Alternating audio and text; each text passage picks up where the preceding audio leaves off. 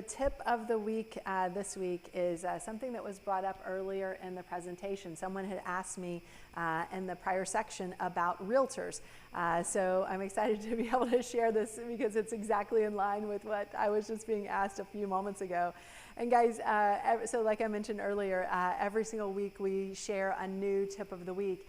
And it's something that's designed to help you guys build your business, understand where the potholes are, and you know, drive around them, right? So if you want to see some of our prior tips of the week, those are on the screen in black. And our this week's tip of the week is selecting a great realtor. And I want to make sure to go through this because I've had a couple of people already ask me about selecting a great realtor and finding someone that can really help them in their business. So I will tell you that to be a great investor, you have to have a great set of power team people surrounding you. And one of those top people is an investor-friendly realtor. And guys, before I say this, I do have to tell you that I am a licensed realtor and broker in the great state of Texas, license number 0518223. Now, I am not your realtor, and I don't want to be your realtor, okay? I am only a realtor for my own investments, right? I'm only a realtor for my own investments. But in each of the major cities like Dallas, Fort Worth, Houston, there's probably somewhere around 50,000+ realtors here. So there's lots of opportunity for you guys to find your own realtor and find a great realtor to be able to support you in your business. Because if you are someone who's saying, you know, well, Zillow says, or Redfin says, or Trulia says, the second that you say that, and the second that you say that to anyone with even the smallest level of experience, whether they're doing it to your face or doing it just in their own head, they're rolling their eyes in the back of their head. And what immediate assessment have they made about you? You're new and you don't know anything, okay? So guys, don't think that you're gonna, you know, that, and I know we're in a world right now where everything and all the answers are online, but if you just roll back to the story that was in the news about 3 months ago, what was the big real estate story about 3 months ago? Starts with a Z, ends with an estimate. Yeah. What did Zillow stop doing? They stopped buying houses. Why did they stop buying houses? Because they were going broke, losing money on all of the investments that they were doing. Why is that? Because they were using a little thing on the internet called the Z estimate, okay? So if Zillow, the inventor of the Z estimate, had to go broke doing that, right? And basically said, hey, I think we're gonna take a little break from this house buying business because we're losing money left and right.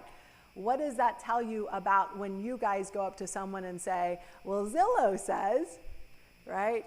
Listen, if Zillow lost hundreds of millions of dollars using their own estimates, I don't want you guys losing even a penny using any of their estimates. So in order to be a successful real estate investor, you have to have a great agent on your power team. Now, it doesn't have to be you. So I know some of you guys are thinking, oh, well, I'm going to go ahead and get my realtor's license, you know, today or tomorrow or next week or whatever. Don't just stop right there. And let me just give you a little bit of coaching on that. So I will tell you, if you told me, Shanoa, I want to list houses for my friends, for my family, for my neighbors, for strangers, and I want to take, you know, my friends and my family and strangers around in my car to go and show them houses, and I want to write contracts for people, and I just love helping people buy and sell real estate. Then I would say, you need to go and be a realtor. It's in you, right? You got a passion for it. But if you tell me, Shanoa, I'm going to be a realtor because I want to learn more about real estate investing, then I'm going to say, stop, do not pass go, do not go. And I'm curious, by raise of hands, who are my realtors in the room? Who are my realtors in the room? So okay, got a couple over here, a couple over here. Sir, would you mind sharing with the rest of the group what you learned about real estate investing in realtor school? No, you can just say it and I'll just repeat it. Investing in realtor school. The two are not correlated. Sir, what did you learn about real estate investing in realtor school? Would that be the square root of 0? Yes, yeah. So just want to lay that out there before all of you go out and sign up for a realtor class. You're not going to learn a whole lot about real estate investing in realtor school.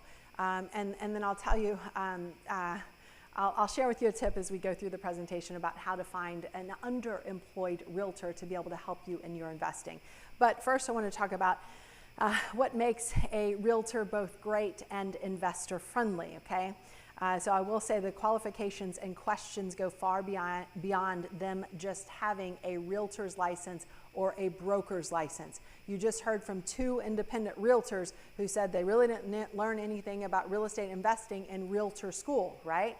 So what does that tell you about probably most other realtors, that they probably have that same had that same experience, because as a realtor, you're not required to take any investing classes in order to get your license, right? So, but there is this, I don't know if it's a cognitive bias or if it's some type of an assumption that, or a lot of people think that, oh, well, they're a realtor, so they must know about real estate investing, or they even must know about real estate, right? In some cases, people would say the realtor school maybe only teaches you how to pass a test to be able to get the license. So, for example, one of the questions on my test was, how many cubic yards of cement do you need to pour a 2-car driveway? Which is something that I use every day in my real estate investing, right? So those are the types of stuff that you get quizzed on and that you learned about in realtor school. So there is, again, this cognitive bias or this assumption that a lot of investors make about realtors. And a couple of those include that realtors have access to quote unquote deals because they have access to the MLS. So what does that presume? That presumes that there are any deals on the MLS. Guys, let me tell you that last month on the MLS in Texas, houses sold for 99% of their list price. What does that tell you about the houses that are listed on the MLS? They're going for full retail. Now, as a real estate investor, how difficult is it to make money in a short period of time, even with prices going up as much as they are, for you to make money off of a house that is selling for full retail on the MLS? It's impossible. It's impossible, okay? And a lot of new investors make the assumption that realtors are knowledgeable about investing because they have a license. That is incorrect, okay? That is incorrect. And they also assume that realtors know how to analyze deals because they passed realtor school. That is also incorrect. To a realtor, a good deal, if you can get 5% off in this market, that is a smoking deal.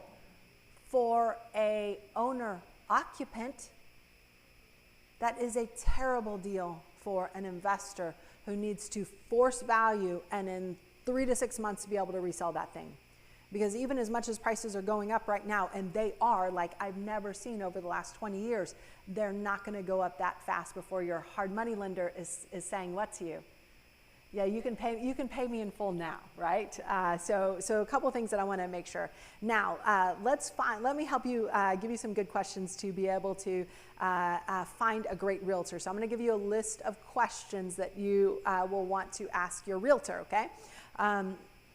Here's one. This is because I'm a geek, is just to ask them, hey, what's the difference between months of inventory and days on market?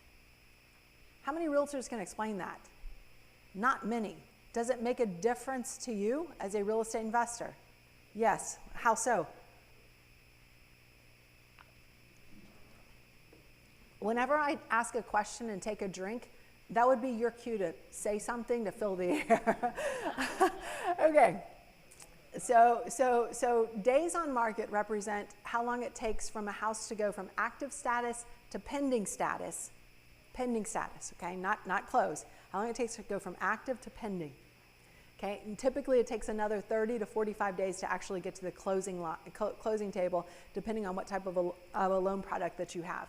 Now, months of inventory represents all of the houses that are active on the market, including the ones that may not make it to the finish line at all, meaning all the ones that might go expired, meaning all the ones that might have a terminated or withdrawn listing. Now, right now, months of inventory and days on market are highly, highly correlated. They're almost the same number. But in a more typical market where our months of inventory is closer to 6 months of inventory instead of 1.5 months of inventory, does your profit make a difference to you if you're holding it for 6 months versus you're holding it for the typical days on market, which might be less than 45 days? Yes, big time, right? In fact, that might be all of your profit. So it's really important as you're talking to a realtor that they know that detail. It's less important in the market that we're in right now, but I can guarantee you at some point that's going to come up.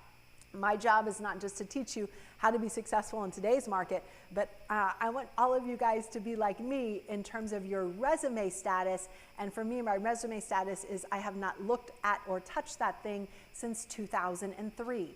At this version in my life, my resume is in some version of DOS that even the techiest of the techie people in here could not resurrect, and I would not want you to.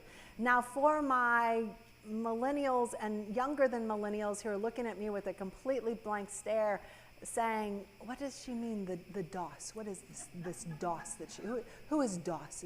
Who is he?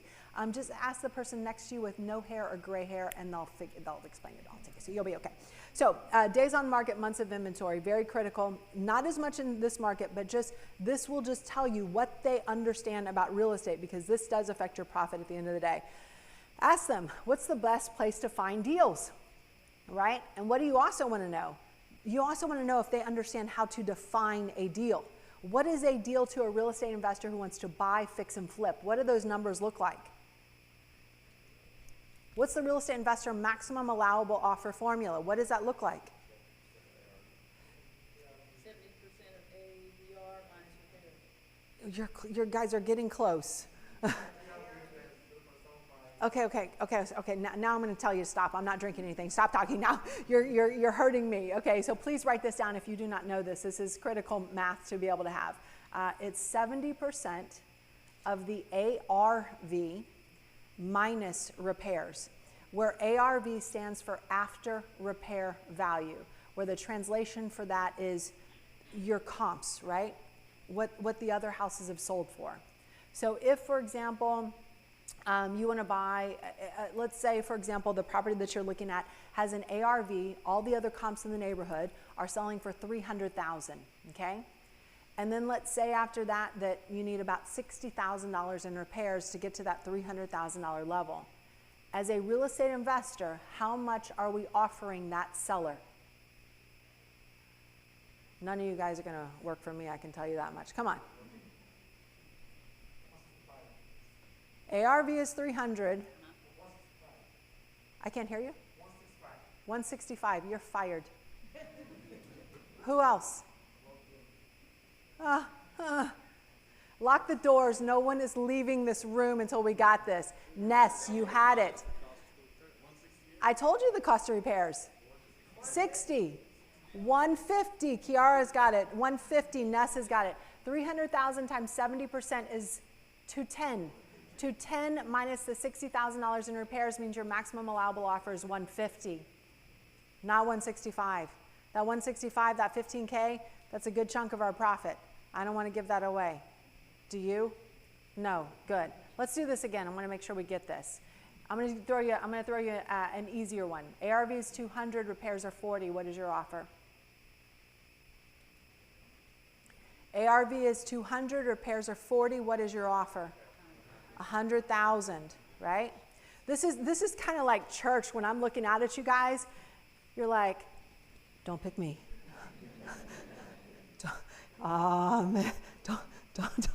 Don't pick me. Ness is like, I got this. I'll preach. Okay, last one. ARV 100. Repairs 20. What is your offer? 50. All right. Okay. You can unlock the doors now, Joshua. Thank you. Appreciate that. Joshua's going to be my heavy. Joshua's going to give you a pop quiz before you can go out to get to your car. So you need to make sure that they actually know what a deal is. Now, if this realtor also says, oh, yeah, we'll find you a deal in the MLS, what do you know about that realtor? They're not an investment. Here's what you know about that realtor. Oh, do I have your permission to say things that and that might seem, I've already crossed that line. Is that why you're laughing, sir? Do I have your permission to say, is it okay? Okay. So if your realtor says, oh, we're going to find you a great deal on the MLS, what do you know about your realtor? That they are either incompetent or they are a liar. But either way, they're out. Yes, yes? Okay. How do you find a deal? So can you explain the formula? If they don't know what the investor formula is, what are they most likely going to get? They're going to be thrilled to get you 5%, 10% off. You can't make money at 5 or 10% off. Because typically when you are using that maximum allowable offer formula, how much are you making? You're asking for a 30% discount. How much are you making? You're making somewhere between 10 and 15% of the ARV depending on your cost of money.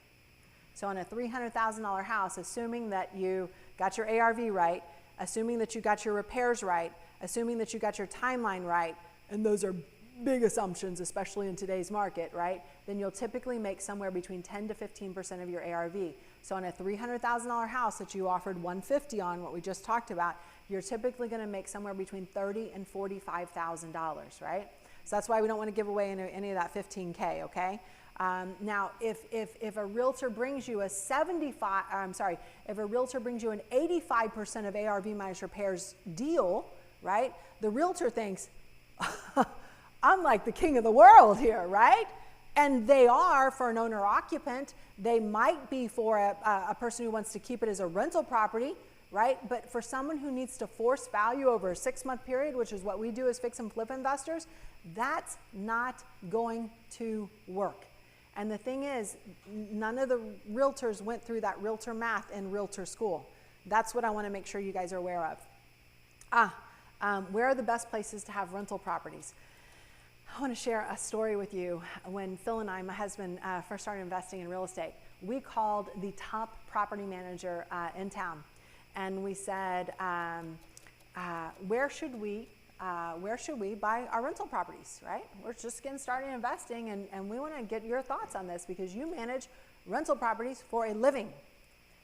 And the person gave us a name of a town that was about 45 to 50 minutes north of downtown. It was a kind of small town. And we said, really? He said, why would we invest there? This seems kind of really far away. And the answer that the property manager gave us, and I quote, was, well, that's because that's where all the rental properties are. Okay. How's that logic for you? So we went and we looked at what's the average annual appreciation in that area. And it was about 2% a year. Don't spend it all in one place. Yeah? So while on the phone with him, we said, well, what about appreciation? And the top property manager said, and I quote, well, he was getting frustrated with us at this point. And he said, well, I guess if you're looking for that California style appreciation, yeah, you're not going to find it here. And Phil was on the phone with this guy. Aren't we all looking for that California style appreciation? Aren't we all looking for that California style appreciation? So, what's worse than bad advice? Trusted. Bad advice from a trusted source. Somebody's like, yes. So, you don't want rental properties where all the other rental properties are. Why not? I want to be the only rental property in the entire area. Why? Because everyone else around me is fixing up their house and making it look beautiful. And I'm the only one who's the problem child because I'm the only one who has. But what's happening in the value of my property? It's going up, right? So what's happening with my wealth? It's increasing. I like the sound of that. I also like the sound of California style appreciation, right? So ask them, where's the best place to find rentals? And ask them why. You want to understand what their logic is, and if there is logic. Do you even lift, bro? Today I did a 225-pound squat, and I'm like so super stoked about that. But that's not why I have this in there. Yeah, you hold your applause, really. It's no big deal, and I'm standing here in high heels now, too, on top of that. So what does this have to do with real estate investing? Truly, the question is, do you even invest? Do you even invest? Do you want to know? Phil and I have one friend. He's like, I will not take advice from anyone who makes less money than me. What do you think about that? Someone's like, ooh, yeah. If this person's not even lifting, are you going to take advice from them at the gym? No. If this person isn't even investing, are you going to take advice from them about where to buy rental properties or where to get your next fix and flip? This would be the interactive part. This would be no. That would be no. Okay, good. We're on the same page. Just another one. Does your title company know how to do wholesale and assignment transactions? They're probably going to say yes to this. Have you ever done one there? Right? And this is you know when you ask somebody a yes or no question and more than one word comes out, you know something went terribly wrong, right? So trust but verify, right? Trust but verify. What's worse than bad advice? Bad advice from a trusted source. We have this bias, we have this assumption that because you are a realtor, you know investing. Because you are a realtor, you know where the properties are. So I love the study of cognitive biases. And there are about 260 of them. And these are the different heuristics, the different mental models that we use to be able to make decisions. And probably one of my favorite ones, I think it's both funny and very applicable to real estate investors, is something called the streetlight effect. It's also called the drunkard's principle. Has anybody else heard this? Does anybody know this? Okay, one person over here knows this, okay. I'll tell you a story to illustrate it. One evening, a police officer was walking through the park, and he sees an inebriated gentleman who's on his hands and knees, and the police officer's like, "What's going on, sir? Can I help you?" And he said, "I lost my keys. I need to be able to open my door. I'm not driving tonight, I promise, but I need to be able to open the door to be able to get and sleep in my bed tonight." And the police officer says, "Protect and serve. Tonight I serve." Police officer gets on his hands and knees, starts searching for this guy's keys. About 15 minutes later, he puts his head up and he's like, we've scoured this place. Are you sure you left your keys here? You sure you dropped them here? And the drunkard said, "Yeah."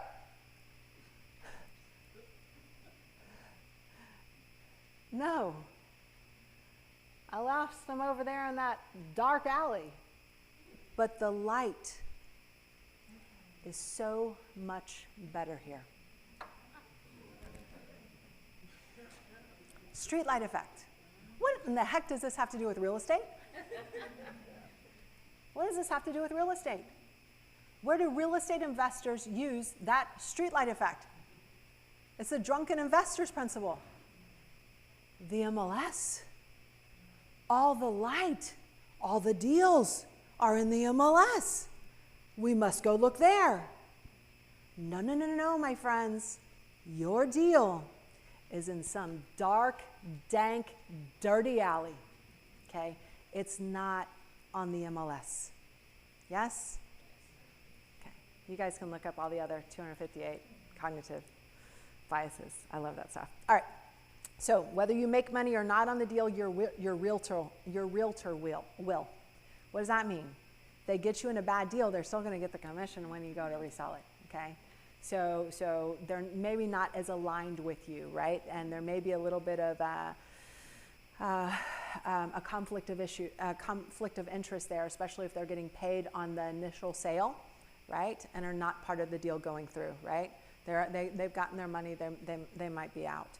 But you have to have a realtor on your team but you need to make sure your realtor is a great one. Because I've seen many situations where investors have gotten in trouble taking bad advice from a trusted source, right? And this is not to say that, realtors, I'm not saying realtors are bad. I'm a licensed realtor and broker, right? I do it for my own investing because no one's going to spend your money like who? No one's going to protect your money like you are, right? So you got to protect it. I was going to give a little tip about finding a realtor. Now, I'm not necessarily saying this is a great realtor, but I have found that there are a lot of underemployed realtors who are also doing what to make money? Someone said investing. Think again. Uber. I happen to ride in a lot of Ubers, and I was Ubering out of a real estate investor meeting a few years ago. And I'm waiting, and this car kind of drives by and it has a We Buy Houses sign on it. I'm like, oh, that's somebody from my meeting. And I just kind of like still waiting for my Uber, and I'm like, wait a second, this car is that car? And I'm going in and it's like, long time no see. And they're like, I'm a real estate investor, I'm also a realtor, and I'm an Uber driver. What does that tell you about how their realtor work is going for them? Not well, right? Not well. But that is a great way to find an underemployed realtor. After that, you might want to get their assistant level access to the MLS so that you can do what? So that you can get in there and do the analysis and due diligence yourself. What does Warren Buffett says the number one rule of investing is? Sir, you have all the answers. You know what this is. You have no clue. Warren Buffett's number one rule of investing is don't lose money. No, it's don't lose money. How do we make sure as a real estate investor we don't lose money? We get really good at doing our analysis and due diligence, right? That's what we do. So was that tip helpful? Okay, good. Give you a couple of good tips there, right? Yeah. He's like, I'm sitting in termination to my realtor right now. No, I'm kidding. So every week we share different tribal knowledge to be able to help you in your real estate investing, because we've seen the potholes. Some we've had to go through, some we've gotten to go around. And we want to help you guys go around as many potholes and share as much tribal knowledge as possible. So